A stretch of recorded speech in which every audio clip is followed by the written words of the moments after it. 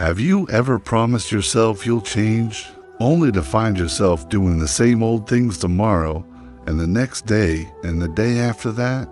You dream of success, of a better life, but somehow every morning you choose comfort over action.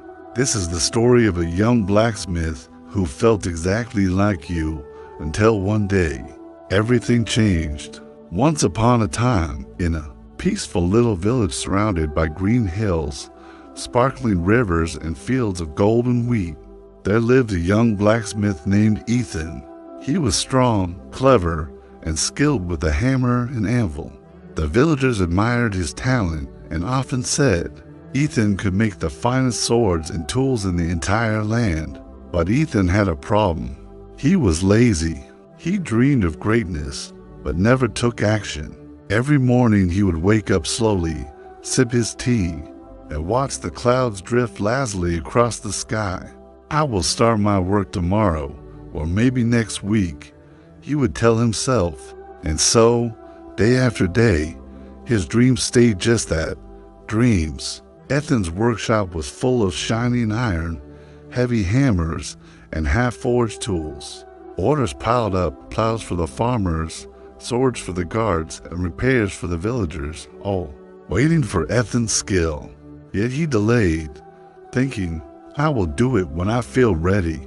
Some days he would sit by the river, watching the water flow, imagining the applause he would get if only he worked.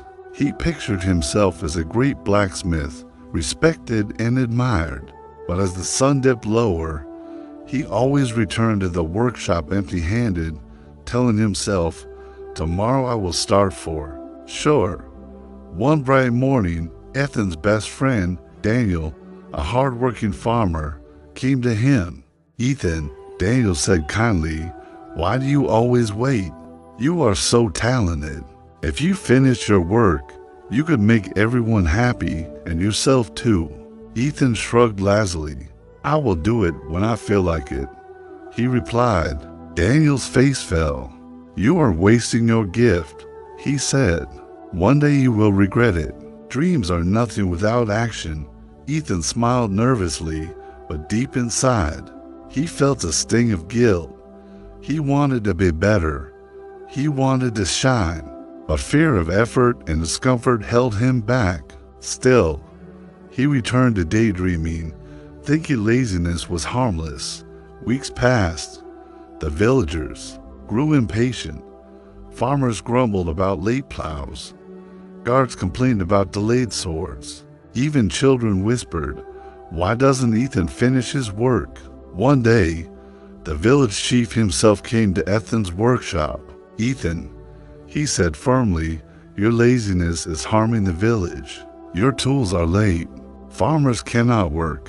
If you do not change, you will lose your place here." Ethan's heart sank. For the first time, he realized that his dreams meant nothing if he could not even finish a single project. That night, he sat alone by a half-forged sword. The moonlight reflected on the cold iron, and he whispered to himself, "I want to be great, but I cannot even force myself to work." The next morning, a stranger arrived in the village. He was an old blacksmith named Samuel, known far and wide for his skill and wisdom.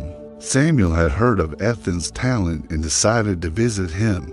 "Ethan," Samuel said kindly, "I see your talent, but talent alone will not make you great. Do you know the secret?" Ethan shook his head eagerly. Samuel smiled.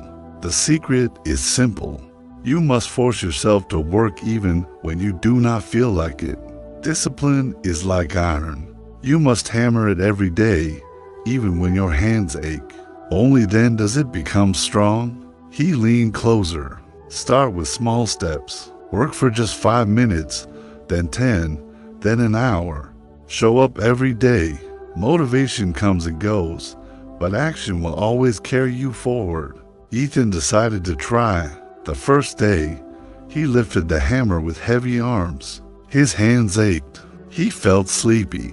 He wanted to stop, but he remembered Samuel's words. He worked for 5 minutes, then 10, then 30. Minutes, then 10, then 30.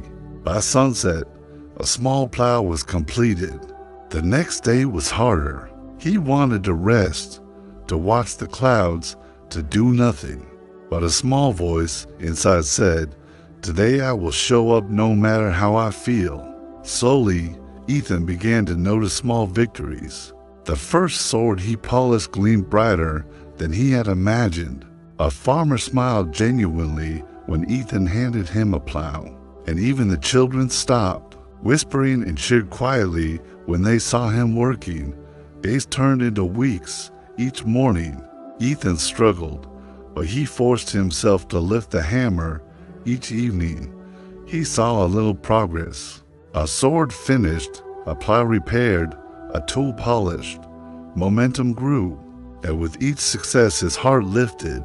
The man who once wasted his mornings was slowly becoming someone the village could depend on. Months later, Ethan's workshop was full of finished tools, shining swords, and sturdy plows. Villagers came from far and wide to see his work. Orders poured in. Finally, Ethan's skill matched his discipline. One evening, Samuel visited again. "Look at your work," he said. "Do you see the difference?" Ethan smiled proudly. "Yes," he said. "It was not easy. Some days I wanted to quit. Some days I hated the work, but I forced myself, and now I feel alive, strong, and proud. I feel like the man I always wanted to be." Samuel nodded. That is the power of discipline. Motivation comes and goes. Desire comes and goes. But action, consistent action, will always carry you forward. Never wait for feelings. Be the person who works even when it's hard. That is how greatness is born. Ethan learned a lesson that changed his life forever. You are not lazy or weak. You just need to force yourself, one small step at a time. Action builds momentum. Discipline builds character, and character builds a life worth living. From that day on, Ethan became a symbol in the village, not just for his skill, but for his courage to fight his own laziness. People still tell his story today, reminding everyone that the road to greatness is never easy, but it is always possible. If you love this story and want more tales that inspire, motivate, and show you the path to a better life, then hit subscribe to the Tales of Midnight channel.